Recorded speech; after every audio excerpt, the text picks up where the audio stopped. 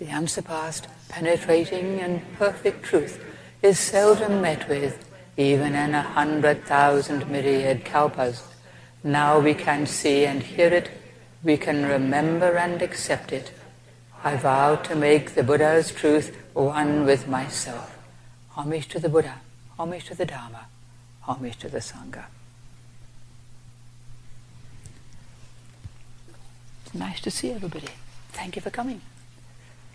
Well, as we see, our hall is a happy blend of Achalanatha and Vesak, which seems a little incongruous. You've got him sitting grim and fierce on his rock.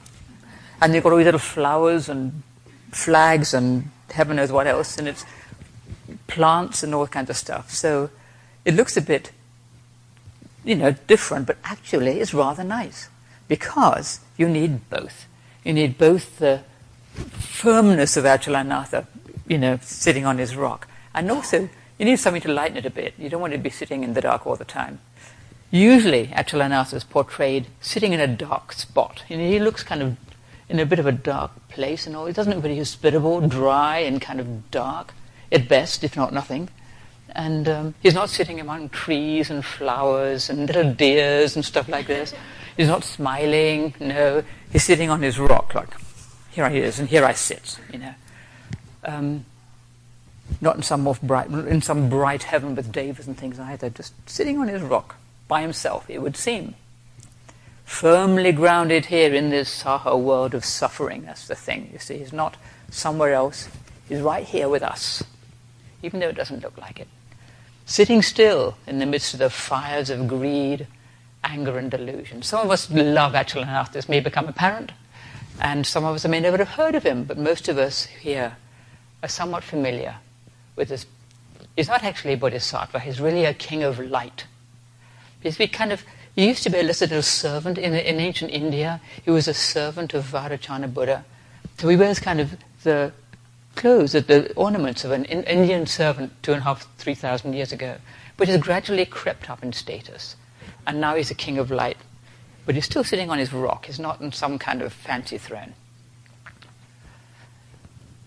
Sitting in the midst of the fires of greed, anger and delusion.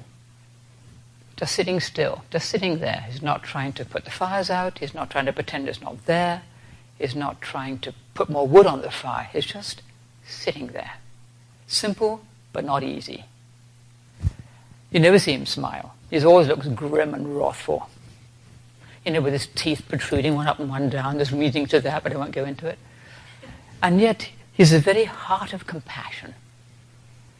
This story that I tell over and over again because I love it, about the origins of, one of the origins of Achalanatha. There's a legend that many years ago, of course, Avalokiteshvara has made his vow to save all beings. And thousands of years and eons later, it's just as bad as it ever was. Beings are not ceasing to suffer. There's still all kinds of awful stuff going on. And Avalokiteshvara despairs and says, oh God, I've failed, I've broken my vow, I haven't done a bit of good. And he shatters into 1,000 pieces because part of his vow was, if I don't keep my vow, I'll break into 1,000 pieces. Sure enough, there he is, in bits. And Amida Buddha sees this and says, well, we can't have this. So he glues them back together, special cosmic glue. But Avalokiteshvara's heart becomes Achalanatha because that wrathful aspect is the very heart of compassion. And that's why I love this story, because it looks so fierce and grim, and yet he is the very heart of compassion. And that's what we sometimes need. Sometimes when niceness doesn't work, we need a thump. And sitting still in the midst of our fear or anger or desire or whatever it might be is in fact the essence of compassion. To do that is to practice compassion right there. It's the best thing we can do. Not to get pulled off our seat by getting dragged into all the things, saying doing something we would rather we didn't. Why did I say that? Anger and desire, very, very compelling, in whatever form they take, very convincing. I might be angry, but I'm justified. This is righteous anger. It's still anger, You're still suffer, we still create suffering. It's just not very skillful. We can maybe feel it, but we don't have to voice it. And maybe we can just sit still in the midst of it, no matter how justified we might feel we are. Just to sit still and let it burn. This is compassion. Desire, I really, really need this thing or this person. I won't be happy without it. Well, it's still desire, no matter how you look at it. It's still wanting. And Achalanatha does not look away.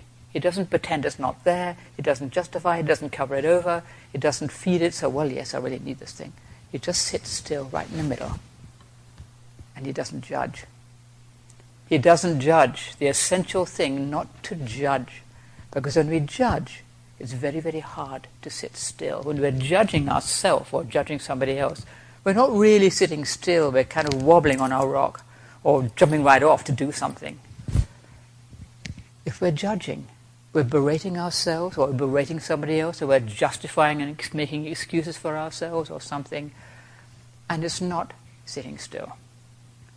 But you can see, just look at it and see clearly, just to sit still and look. This is just ill will. This is just desire. No matter how annoying I may find this person, it's just anger. It's not their fault, it's mine. It's my, not fault so much, but it's my responsibility. I need to deal with this. This is just greed. No matter how much I may want this thing, will it actually make me happy? Probably not. The flames, it's easy to see anger and desire as a fire because they burn. But what about delusion? Greed, anger, and delusion. Delusion feels more like a kind of cold fog than a fire. It doesn't seem hot in that way. But really, if you think about it, it's delusion that is the basis of our anger and desire and all that. So delusion's right in there. It just doesn't look so obvious. The basis of delusion is this idea of a separate self, a separate me, which we talk about all the time. Me, the important person. Me that needs this, that wants that doesn't like this, can't stand that person. Me and what I want and don't want is delusion, actually. And from that comes all our anger and desire, wanting this, not wanting that. It's pretty straightforward, really, in some ways. But sometimes this has a subtle flavor that you don't always see. But Achalanatha is sitting right there, looking it right in the eye, and not turning away and not calling it something else. If we could see that this sense of being a separate self is just a delusion, those flames would die down right away. It's just a self. It's gone like this. It just withers, blown out, as it were, by a little wisdom, And sometimes it happens. Sometimes we look and we think, oh, this isn't important at all. I don't need to get all upset about this thing. It's just me getting annoyed by this thing. Just let it go. Or, I don't really need that thing, that wonderful thing I looked at on Amazon. I'm sure, I don't need it. I've got enough already. Just let it go. The whole of our economy is probably based, not entirely, but largely on, ooh, let's have that thing, And then we have it and we think, where am I going to put it? And I've got one already. I've got two, But if we can see, Achalanatha's sort of wisdom that cuts through all this stuff, without judgment, not saying, oh, you bad person wanting to get that thing, that's really, greedy. No, just saying, I have enough already. It's okay. Just let it go. Wonderful. How easy it would seem, but no, not really. To see what we're doing without looking away and without making a big judgment out of it. How wonderful to do that. Well, what about fear? That seems like a kind of cold, foggy thing sometimes. That's based on a self, the delusion of a self, if anything is. Sometimes fear is completely immediate and necessary. Is a wild animal after me? I'm going to leave, or do something sensible. To be afraid of something that's in a clear and present danger makes complete sense. It isn't always that way, though. Most of our fear is not like that at all. It's mostly fear of something a little more subtle, fear of old age, sickness and death, fear of the existential angst just being alive in this world. We have this sort of anxiety. Just if we're young, we're worried about what everybody thinks of us. The whole social media thing. What are they going to think of me? I have to be not just a me self, but a virtual self, and maybe several virtual selves. How do I keep them all straight and have them all look happy and look good? And actually, it's deluded. They're completely empty, as is the real apparent seeming me. But there we go. Delusion. But to see it with compassion, Everybody has fear. It's just part of the human condition. And in this temporary body, on this little planet zipping around in space with this little skin that we seem to be determined to destroy, it's normal to be afraid. And yet, usually that fear is based on me, my life, my comfort, my people, And although we may see, yes, this is just based on a seeming self, we still have to deal with it. Fear still arises. It's not like, oh, I'll just reason it away. Oh, yes, that's just fear. It's not very helpful. And Achalanatha is a guardian. He helps us with our fear. So in some of these scriptures we see, this strong invocations of the guardian aspect of Achalanatha, who protects us, protects the temple in the evening. At night time, we have a ceremony for Achalanatha, our guardian. And we have several guardians, but he's definitely one of them. There he is, over there in his shrine, balanced with compassion. So it's not just vigilance, but also kindness and compassion. You have to have both. It is compassion. Well, speaking of fear, this world seems to be especially fearful at present. There's people being killed for no seeming reason. This awful random killings. It's designed to inspire terror in people, and it does. It really makes people afraid. They go to church and they get shot. Kids go to school and they get shot. It's awful. Parents worried about sending their kids off to school where they come back, It's hard to imagine what that must be like. The external fears of the world, of all the, the awfulness that goes on, and the internal fears which we all have. We can be afraid of illness, afraid of losing the people we love, afraid of their illness and suffering, our own illness and suffering, our own death. We're afraid of insecurity, maybe I won't have enough money to last to my old age. Afraid of not finding the truth in this lifetime. That's a fear that, it will arise. Will I waste my opportunity? Here I am, I have this chance to meditate, and I seem to be wasting a lot of it, That fear that can arise and saying, oh God, whole meditation period has gone by and I'm not in it, Just do our best. We just to practice kindness, relinquishing judgment, just to do our best. It's just a fear. And just to do our best, I think, to have faith in that which is deeper than what we can judge or see. We can worry over all kinds of things. We can suffer from constant anxiety, that sort of nameless dread, fear without a seeming object, that maybe lie awake at night or just every now and then, just a little, like a goose walks over our grave, as my mum used to say, just a little, a little something, I don't know, a little breath down the back of our neck. But it's not the reality, it's just fear. Inadequacy is a form of fear, afraid of we're not coming up to expectation, our own or somebody else's. We're not, we're letting people down, we're letting ourselves down, we're failing at everything. It's bottomless. Trying to be perfect is a form of fear. Again, it's bottomless. We can never be perfect enough. Trying to control everything. Have things our own way. Good luck, It's just fear. It's really just fear. And if you can see, I'm just afraid. I'm just afraid of not having things the way I want them or not having things the way I think it should be. So what? We may not be right all the time. That's a thought,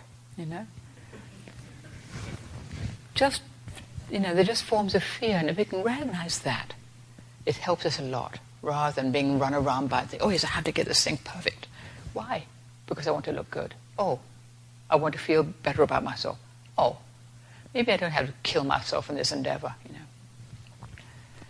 And all these kinds of fears are really sort of the same thing when we deal with them in the same way. To sit still, not to run around trying to fix everything, or run away from everything, or cover it over pretending it's something else. Just to sit still. Sometimes we really want to run away, or look away, or distract ourselves, or anything rather than look at that thing. But if we can actually just sit and look at things right in the eye, they kind of shrink down. They say that horses are easily startled because they see things in their peripheral vision much larger than they actually are. And I think that's interesting. They can see much larger than they are because they're not really looking at them. They look around and they're, oh, that's not so bad. If it shrinks down, it's just a fear, not a huge thing to worry about. To sit still and look the fear right in the eye and not to judge it, to feel I shouldn't be afraid, or this is stupid, It may be unreal, but it's still fear. We're still human beings. We still have to deal with all this stuff. And if we can just be still with kindness, whether it's anxiety and inadequacy, fear of death, fear of losing people we love, fear of insecurity, whatever it might be, it's all the same thing really. It's just fear, wanting things a certain way, and we're probably not going to get them perfectly the way we want them. Life doesn't seem to be that way. But maybe we can accept what comes our way. And when we think about it, fear is usually about the future. What's going to happen? There's no sense in being afraid of the past. It's been and gone, and we've got what we've got. We can't be afraid of something that happened last week. It's silly. Afraid of the present? Occasionally, if we are in clear and present danger, we might, yes, be afraid and run off, and so we should. But usually, it's fear of the future that gets us. Fear of what's going to happen. Fear of, the things that haven't happened yet and probably won't. The things that do happen are often not the things we've been afraid of. So we wasted all that fear on the wrong thing. So why bother? Easy to say, hard to do. And even if it's, just something you're just about to do, just about to jump out of an aeroplane and put out a fire or something, well, it's still about the future. Am I going to land okay? Whatever it is, in a sense, it's just about the future. And it probably won't be half as bad as we think. If we mess up, we mess up. So what? It's okay. And here's another aspect of Achalanatha. As one of the invocations says, excuse me, you're sitting still, rooted in the present moment, sitting in the eternal present. You can't sit still in the past. You can't sit still in the future. You can only sit still right now, here now, with everything I've got, whether it's memories of the past, fear of the future. It's here right now. And right now is why I sit with it. In this moment, in this world, we can only really deal with our fires of greed, hate, and delusion in this moment. We can't deal with them yesterday. They've been and gone. Right now, what is arising right now for us? This is the only thing we can work with. That's what we have. If we're stewing on something that happened earlier, well, it's in the past, Or getting something upset about something that somebody said. If we're worrying about the future, it's in the future. If it was something we want, it's a future thing. So anger is usually a past thing, and desire or greed is usually a future thing, if you think about it. We're wanting something. We haven't got it right now. If we got it, okay, we eat it, or we do whatever we do with it. And it probably won't be as great as we thought. But in the present, right now, is our opportunity to sit still, right in the midst of all that. Coming and going, wanting and not wanting. Fear, desire, anger, despair, all that stuff. To sit still right in this moment, right on our rock. The opportunity to sit still. The opportunity to keep to the precepts, which is why he has his rope of the precepts. He's holding it out to us. He's not forcing it on us, binding us up with it, offering it to us. Here you are. You can take it if you like. Here are the precepts. This will help you. Wonderful compassion. Nothing being forced on us. Just here it is. To keep to the precepts helps immeasurably with our suffering, as most of us know. We don't have to be ruled by our fear and anger and desire and all that stuff. The precepts really help us with that. Great compassion. We can relinquish suffering. The heart of compassion. He's one of the kings of light, our Achalanatha. He's sitting in the dark, but he's a king of light. He brings the light of wisdom into those dark places in our minds, into our fear and despair and all that stuff we've been talking about. Selfishness, actually. It's a dark thing, selfishness. And sitting still brings a light of wisdom there. This is just selfishness that I really, really want this thing, which I know I really shouldn't grab. Or I really don't like being with that person, or whatever it might be, whether a small thing or a bigger thing, to bring that light of wisdom in, that sword to cut through delusion, the light of wisdom. So that's why he's sitting in the dark, If he's off in some heaven, or they're all bright as, they don't need him there. But in the dark places, that's where we need Achalanatha, to sort of sit still right in the midst of the darkness, with vigilance and determination, and the willingness to sit still, and also gentleness and kindness. There's that aspect too. He always has these beautiful ornaments to show he's not just a macho guy, he's also a beautiful, compassionate aspect of Avalokiteshvara. He has this hair, his hair's always done up in a plait, comes down his left side. That's his compassion for the world, coming down to us. These things have these beautiful meanings. His compassion itself. The compassion of Vajrayana Buddha, actually, because as I said earlier, I think, he's one of his messengers. He's the emanation, he represents Vajrayana Buddha, the eternal Buddha, which is compassion itself. So, there he is, sitting still. Us, sitting still, right here in our present world. Not somewhere else, but here we are, in this moment, in this world, in this breath, on our hard rock out in the middle of the desert sometimes. But not always. Sometimes there are, trees and flowers and nicenesses. But sometimes it's just, we're on our hard rock. But we're not alone. We're not just by ourselves. We train with others. We're always with other people. With the situations of our lives, the people in our lives, all the things we deal with. We're not just out in the desert by ourselves on our rock. Sometimes it feels like that, because when there's suffering, we tend to be thinking, here I am suffering and nobody knows how awful it is. But if we can kind of look outside that and see there's other beings around us, it really helps. We're all in this world together, for better or worse. We're not separate in any way at all. And that really helps with our suffering. And when you think I'm suffering all alone and nobody knows what it's like, sometimes, if we meet another person who's had exactly the same thing, it comforts us. That's why they have support groups. I know what this is like. I know what it's like to have this situation. We can help each other. And we still do our best to sit, all falling apart here. We still do our best to sit still, right in the midst of it all, doing our best, knowing we won't do it perfectly, but we just do our best. So here's Vesak coming up next week, the celebration of the birth and teaching and life of Shakyamuni Buddha. It's a joyous time. But joy comes from sitting still. In the long run, it's sitting still that brings us the true joy. So there is that connection. We wouldn't have this ability to sit still in this way without the teaching of the Buddha, which we celebrate. It all comes together. We have darkness and we have light. Sometimes we're sitting in the desert, or so it seems, and sometimes we just have joy. We can't do either of them all the time. We have joy and sadness, dark and light, sorrow, happiness, all all together. Sometimes we feel good and happy, sometimes we feel just terrible. But it's okay. We can sit still. Either way, it all comes and goes. None of it lasts forever. And so, not to cling on to the joy or the misery or either. It's easier to cling on to misery, actually, than to cling on to joy. We know the joy is going to pass because we have experience of that. Clinging on to misery, we can grip on. We can grip on.